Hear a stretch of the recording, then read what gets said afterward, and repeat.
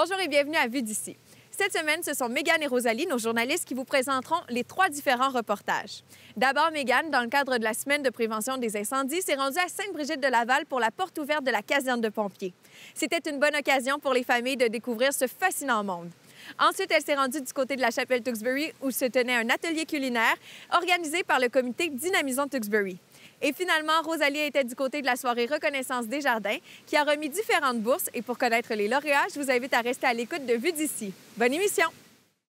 Dans le cadre de la semaine de la prévention des incendies qui se tenait du 7 au 13 octobre dernier, la ville de Sainte-Brigitte-de-Laval a organisé, ici à la caserne de pompiers, une journée porte ouverte pour toute la famille, où seront présentés les équipements des pompiers, les camions et encore plus.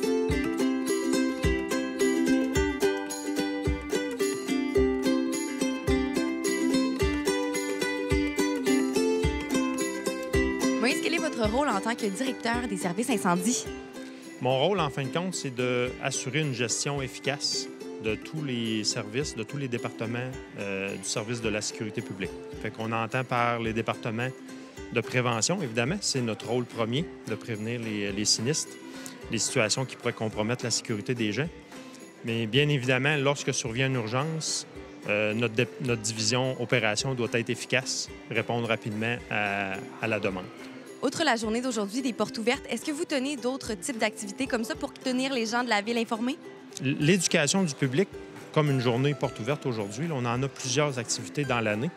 Donc, vous allez voir nos intervenants faire des exercices d'évacuation, par exemple, à l'école, dans les services de garde, dans les foyers de personnes âgées, en fin de compte. Vous allez voir nos intervenants aussi faire du porte-à-porte pour rencontrer les citoyens directement chez eux. L'objectif étant de vérifier notamment la présence des avertisseurs de fumée, leur bon fonctionnement, évidemment, prodiguer des conseils de prévention. Cette année, la semaine de prévention est sous le thème de « C'est dans la cuisine que ça se passe ». Combien de feux sont répertoriés dans les cuisines chaque année? Chaque année, il y a environ, au Québec, il y a un peu plus de 21 000 incendies rapportés par le ministère de la Sécurité publique. Dans une résidence, maintenant, on s'attarde à quel endroit dans la résidence les incendies se déclarent le plus souvent. Donc, malheureusement, la cuisine, c'est l'endroit dans une résidence qui est impacté assez souvent là, dans nos propriétés au Québec. Fait que soyez prudents dans la cuisine quand vous faites de la cuisson. Évitez si vous répondez au téléphone, de vous éloigner, de vous absenter, parce que souvent, c'est à ce moment-là qu'on oublie soit un chaudron sur la cuisinière ou dans le four. On peut... Des fois encore, on voit qu'il y a des gens qui utilisent de l'huile de cuisson pour faire des frites.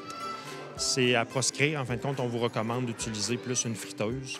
C'est des choses comme ça. On évite d'utiliser des chandelles puis de les laisser sans surveillance dans la cuisine. C'est tous ces éléments-là qui font qu'en fin de compte, ça amène des incendies là, dans cette portion-là de notre propriété là, à chaque année. Dans le cas où il y aurait un feu qui se déclenche dans la cuisine, quel est votre meilleur conseil? Écoutez, ce qu'on demande aux gens, c'est, dans la mesure du possible, si vous pouvez intervenir, soit avec un extincteur portatif que vous avez à proximité. On le fait, on l'utilise pour essayer de maîtriser les flammes. Les flammes, s'ils sont trop importantes, on vous demande d'évacuer puis de contacter le 911, contacter nos services d'urgence. L'idée derrière ça, c'est de ne pas s'exposer, c'est de ne pas rester dans un endroit qui compromet votre sécurité. Combien de pompiers est-ce que vous comptez chaque année dans la division opération? Ici, dans la division opération, on est tout près de 35. Donc, c'est quand même 4 équipes de 6 à 8 intervenants, là, dépendamment des situations, mais sont donc 32 intervenants de terrain. Puis, à ça, va venir s'ajouter des officiers là, pour diriger les équipes. On a un chef de division et ainsi qu'un directeur adjoint et moi-même. Donc, on parle à ce moment-là de 8 officiers. On a un lieutenant en prévention. Donc, on rajoute la division prévention. C'est quand même un officier. Donc, le lieutenant Bédard qui assure toute la gestion du avant les sinistres. C'est notre but premier, de prévenir les sinistres. Puis le après, donc comprendre qu'est-ce qui s'est passé pour mieux les prévenir. Je vous remercie. Ça fait plaisir.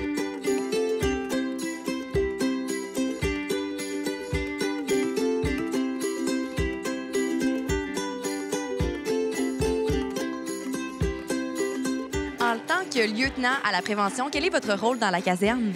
Bien, moi, c'est vraiment de s'occuper de tout ce qui est éducation du public. Donc, comme une journée aujourd'hui, là, donc à apprendre des nouvelles choses aux enfants qui ne savent pas toujours sur le 911, détecteur de fumée. Donc, toutes les choses qui peuvent être sécuritaires à la maison. Aussi, les visites de garderie qu'on reçoit en caserne. On s'occupe aussi de la prévention résidentielle. Donc, on fait le tour des maisons. Donc, pour s'assurer que les gens ont le détecteur de fumée, que tout est sécuritaire. Donc, on fait la tournée du territoire là, au moins une fois par année. Aujourd'hui, dans le cadre de la journée porte ouverte, qu'est-ce que vous leur présentez principalement aux gens qui viennent à la caserne?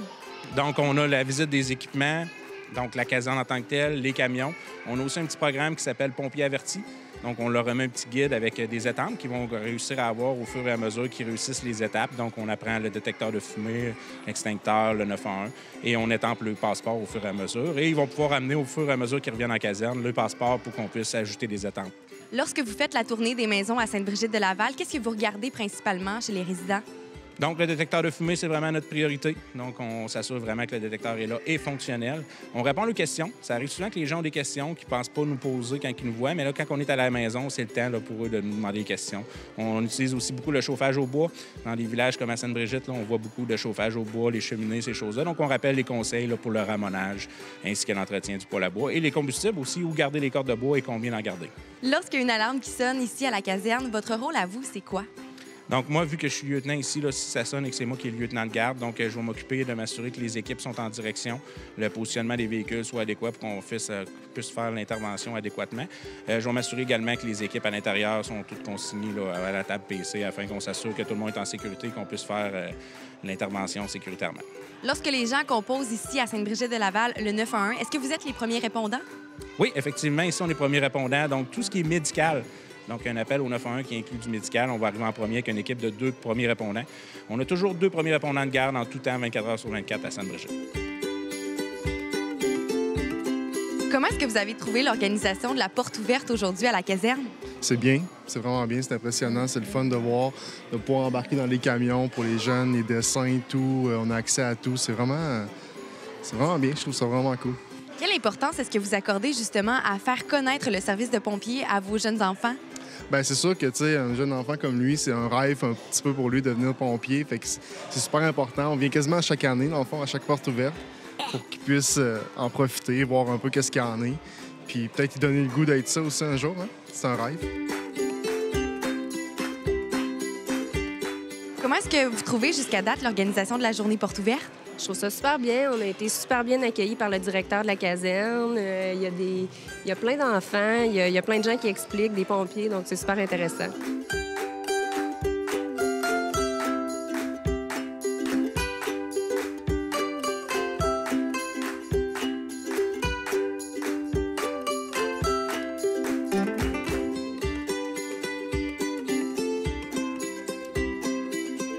Tu as appris aussi le numéro qu'il faut composer lorsqu'il y a un incendie ou qu'il y a une urgence? 911. Oui, t'es bonne! Puis c'est quoi que t'as le plus aimé de ton expérience avec les pompiers?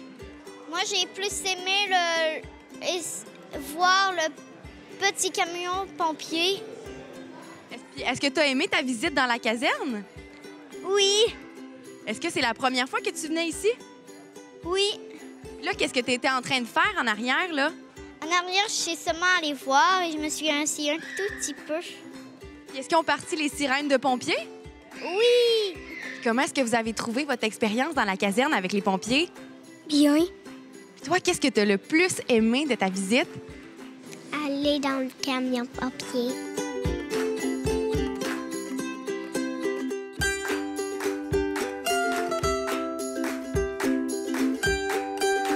Aujourd'hui marquait la 28e semaine de prévention des incendies et ça se déroulait du côté de la caserne de pompiers de Sainte-Brigitte-de-Laval. Ce sont plusieurs familles de la ville qui sont venues assister à cette journée porte ouverte. Pour de plus amples détails sur la semaine de la prévention, visitez le sbdl.net.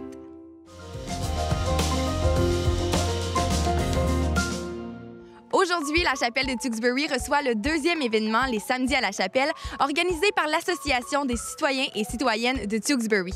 L'événement est animé aujourd'hui par Mme Louise Gagnon, auteure du livre Sous le charme des citrouilles et des courges.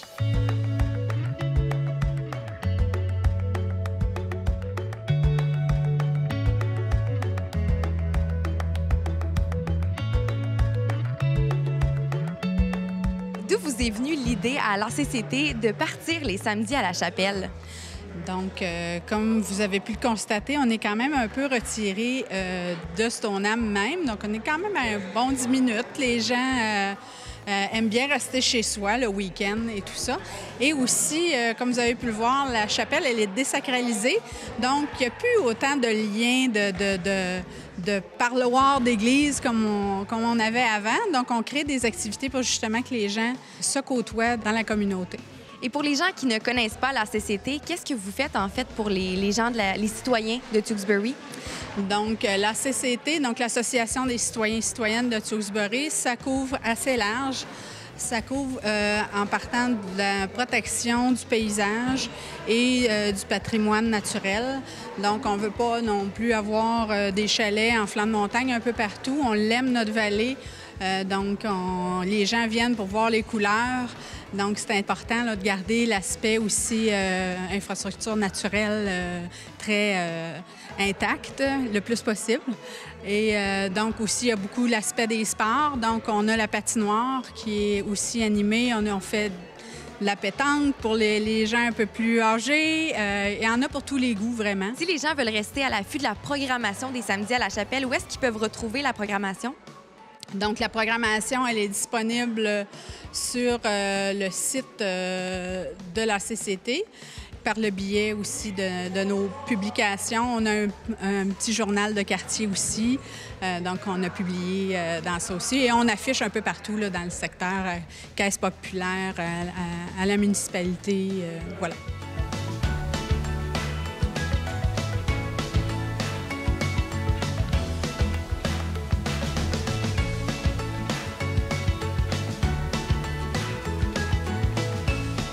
Vous êtes une amoureuse de la cuisine, mais non seulement de la cuisine et de la nourriture, mais aussi des citrouilles.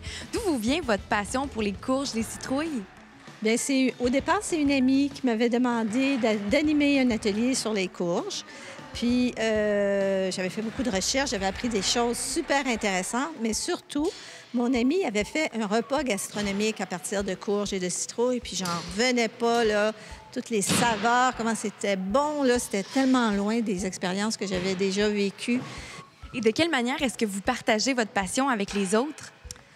Bien, ça a été d'écrire mon livre, qui était Sous le charme des courges et des citrouilles. C'était ça, ma façon de partager. Bien, aujourd'hui, à chaque automne, je fais des activités de sensibilisation par rapport au gaspillage des citrouilles. Et j'ai un blog qui s'appelle macitrouillebienAimée.com dans lequel on trouve un paquet de recettes pour utiliser la citrouille parce que je veux pas qu'on la gaspille. On peut aussi me suivre sur ma page Facebook qui s'appelle Citrouilles et petits fruits parce que je suis aussi l'auteur d'un livre qui s'appelle Sous le charme des petits fruits. Donc, pour me suivre là, vraiment à la trace, c'est sur la page Facebook. Je vous remercie beaucoup, Madame Gagnon. Ça me fait plaisir.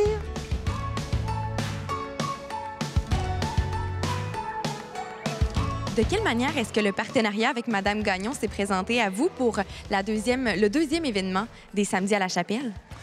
C'est dans le cadre, justement, de cette subvention de la Caisse populaire des Jardins de Charlesbourg qu'on a fait une programmation, les Samedis de la Chapelle. Et dans ce cadre-là, moi, je fais partie du comité Dynamisons Tewksbury. Fait que j'ai interpellé les différents membres du comité et les différents bénévoles qui gravitent autour du comité pour leur demander de suggérer des ressources qui seraient intéressantes pour faire des activités qui seraient pertinentes puis qui intéresseraient la communauté de Tewksbury puis les thèmes qui les touchent, dont celui de l'alimentation, du jardinage, de la nature, etc. Et il y a une résidente de Tewksbury qui s'investit aussi dans le bénévolat et qui était présente et elle a suggéré d'inviter Mme Gagnon, parce que c'était une de ses amies et une connaissance.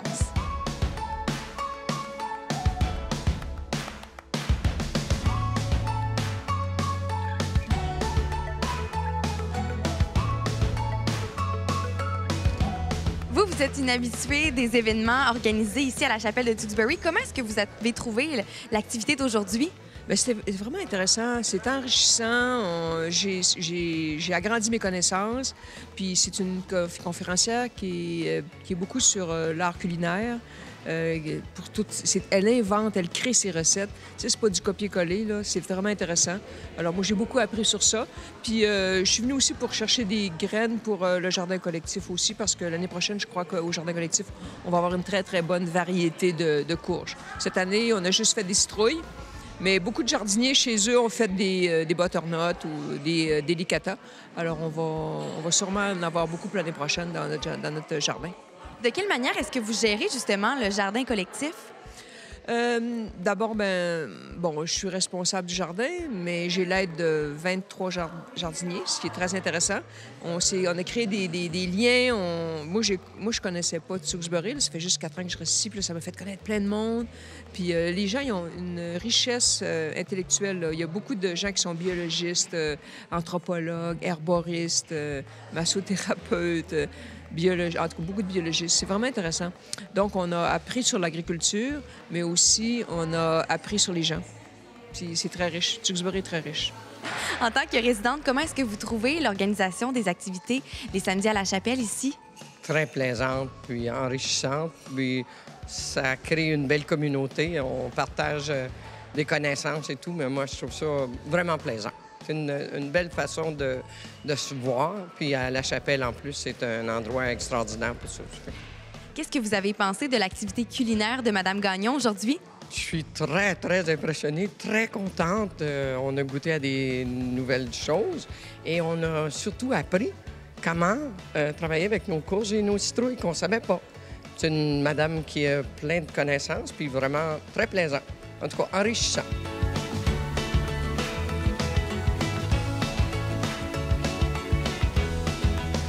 Comment est-ce que vous avez trouvé à venir jusqu'à maintenant l'événement qui est donné aujourd'hui? Passionnant, convivial, délicieux, parce qu'on mange des très bonnes choses.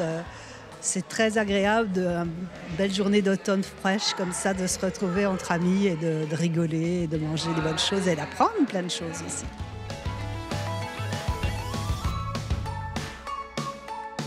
Est-ce que vous avez appris grâce à Mme Gagnon des trucs que vous ne connaissiez pas sur les citrouilles? Oui, j'ai appris beaucoup de choses, comme la façon de faire cuire les graines, traditionnellement, on fait ça puis c'est pas goûteux. Mais là, il y a vraiment des bons trucs à apprendre.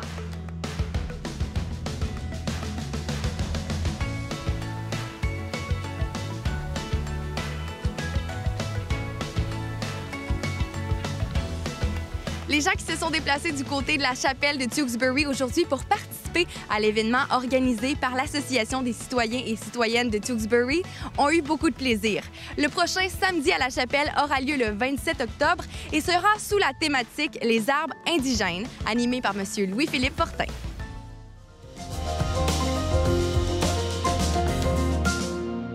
On se trouve présentement au Carrefour Charlebourg pour la soirée reconnaissance de la Caisse populaire des jardins de Charlebourg qui va remettre aujourd'hui 100 000 $ à 84 jeunes boursiers qui s'impliquent dans leur communauté, qui travaillent fort dans leurs études et qui ont des projets inspirants. On se plonge aujourd'hui dans ce bel événement qui vise à encourager notre relais.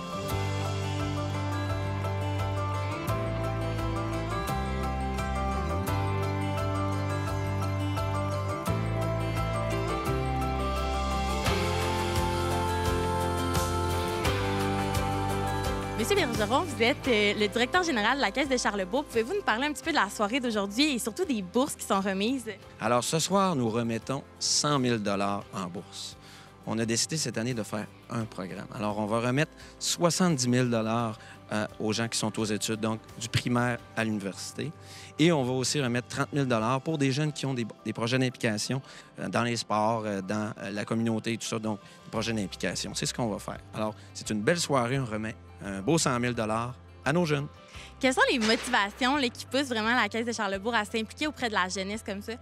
Bien, Desjardins, ça a toujours été dans notre ADN. Et la Caisse de Charlebourg, nous, on décide année après année au niveau de notre retour sur la collectivité. Je vous disais au début qu'on remettait 1,4 million. Mais bien entendu qu'une bonne partie des argents vont à la jeunesse. Parce que vous savez, comme je vous disais précédemment, c'est notre relève. Si on ne s'assure pas de notre relève et aussi de l'éducation, parce que oui, on a une relève de la jeunesse, mais on veut que cette relève-là soit éduquée, soit bien scolarisée et bien appuyée surtout. Alors nous, notre rôle, c'est d'aller les appuyer. Alors c'est ce qu'on fait ce soir. Comment vous vous sentez par rapport à ça? Avez-vous une certaine fierté? Oui, une belle fierté. Premièrement, de remettre 100 000 en bourse. C'est 84 bourses qu'on remet ce soir à nos jeunes. Fait que c'est pas rien. Puis deuxièmement, c'est de réunir un paquet de jeunes comme ça, des beaux jeunes, comme je vous disais, du primaire à l'université, qui mettent du temps, qui mettent des efforts dans ce qu'ils font tant au niveau de leurs études que de leurs projets ou dans leur implication. Alors, c'est sûr que ça me rend fier. C'est sûr que ça rend fier aussi l'équipe de notre caisse et nos dirigeants aussi.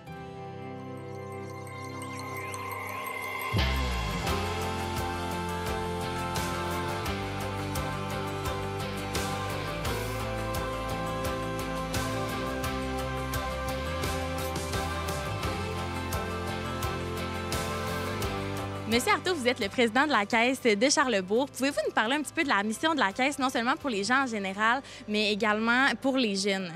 La mission de la Caisse première, c'est de répondre aux besoins de ses membres. La Caisse répond aux besoins de ses membres en ayant des équipes spécialisées pour chacune des catégories de membres. On a les personnes âgées, les étudiants. Pour les étudiants, on a une équipe jeunesse, entre autres, là, qui s'occupe d'eux. Quelles sont les motivations de la soirée d'aujourd'hui? Qu'est-ce qui motive la Caisse à faire des soirées de ce genre? Bien, c'est une fête qu'on fait ce soir. On veut féliciter les jeunes, les encourager au niveau de leurs études, aussi les féliciter au niveau d'implications qu'ils ont dans le milieu, de projets qu'ils ont dans le milieu. Donc, c'est un juste retour pour ces jeunes-là. C'est à partir de nos ristournes. Ce soir, c'est une belle soirée pour la jeunesse, mais c'est également une semaine spéciale pour le Mouvement Desjardins. Pouvez-vous nous parler un petit peu de ça? Bien, c'est la semaine de la coopération pour Desjardins. Donc, cette année, le thème de la semaine, c'est « Agissons ensemble pour les jeunes ». Donc, ça tombe bien. Cette année, on remet les bourses pour les jeunes dans notre semaine de la coopération.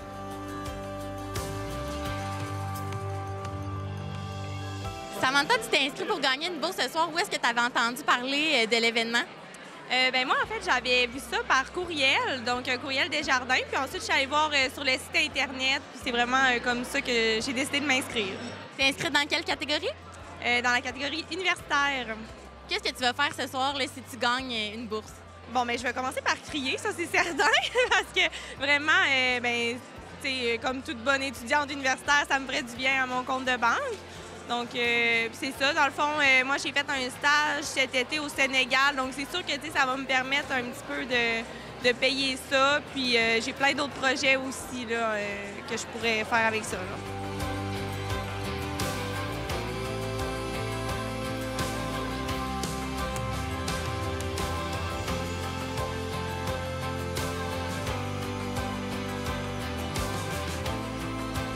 Audrey, tu es conseillère jeunesse pour la Caisse de Charlesbourg. Peux-tu nous parler un petit peu de ton rôle? Oui, en fait, nous, notre rôle, c'est vraiment d'accompagner les jeunes dans leurs projets, leurs besoins, tout ça. Donc, moi, je me vois plus comme quelqu'un qui apporte beaucoup d'éducation financière. Donc, c'est d'apprendre aussi aux gens c'est quoi de l'épargne, c'est quoi du crédit. Donc, c'est vraiment d'apporter un peu un rôle d'enseignant aussi, puis de les aider à atteindre leur objectif, dans le fond. Qu'est-ce que tu aurais envie de dire aux jeunes qui posent des questions ou qui ne connaissent pas grand-chose sur l'épargne, qui aimeraient ça en savoir plus? Bien, moi, je dis, venez nous voir, on est là pour ça, venez nous rencontrer, puis nous, on va pouvoir vraiment vous aider là-dedans. Donc, c'est tout simplement de venir nous rencontrer, puis ça va nous faire vraiment plaisir. Faut pas avoir peur des finances. Pas du tout. Bien, merci beaucoup, Audrey. On te souhaite une belle soirée. Plaisir.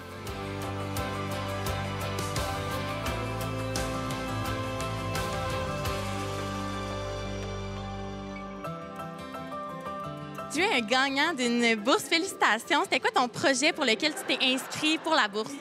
Bien, moi, c'est pour le sport. Je fais du ski acrobatique en saut, puis ça va m'aider pour tous les voyages, toutes les compétitions, parce que ça coûte quand même cher. Je suis dans l'équipe du Québec, donc c'est encore un prix de plus. Fait que ça va aider partout dans ce que je vais faire.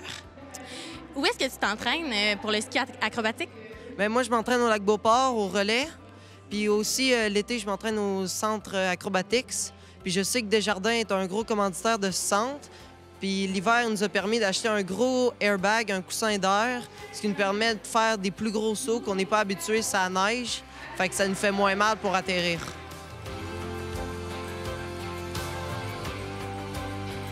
Olivier, félicitations, tu as gagné aujourd'hui une bourse. Pourquoi tu as gagné une bourse aujourd'hui? Pourquoi tu t'étais inscrit? Pour payer des cas de perfectionnement de hockey, pour m'améliorer dans mes sports. Audrey, tu t'es inscrite ce soir et tu as gagné une bourse. Félicitations. Dans quelle catégorie tu étais inscrite? J'ai été inscrite à la bourse de projet d'implication. Peux-tu nous parler un petit peu de ton projet? Mon projet, c'est mon sport, qui est le canot-kayak de vitesse. Ça fait 12 ans que je pratique mon sport, que je pratique depuis que j'ai 7 ans. Puis j'investis mon temps, c'est ma vie, mon sport. Je mange, je dors, puis je vis mon sport. C'était vraiment ça ta motivation à t'inscrire pour la bourse d'aujourd'hui? Bien, rendu à mon âge, vu que je m'en vais, je vais avoir 20 ans, ma motivation, c'est que mes parents, ils payent plus pour mon sport. Alors, c'est des bourses de même, comme j'ai dit sur la scène, que ça soit 100 ou 500 ça fait toute la différence quand ton sport coûte environ 10 000 par année. Bien, félicitations, Audrey. Merci beaucoup.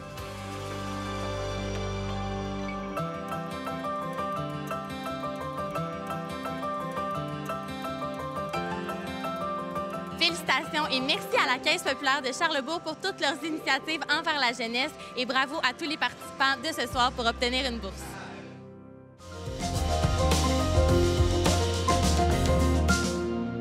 Merci énormément à Rosalie et Mégane qui ont assuré la présentation des reportages cette semaine. J'espère que l'émission vous a plu. Si c'est le cas, n'hésitez pas à vous abonner à notre chaîne YouTube ou encore à vous rendre au www.ccap.tv pour revoir l'émission.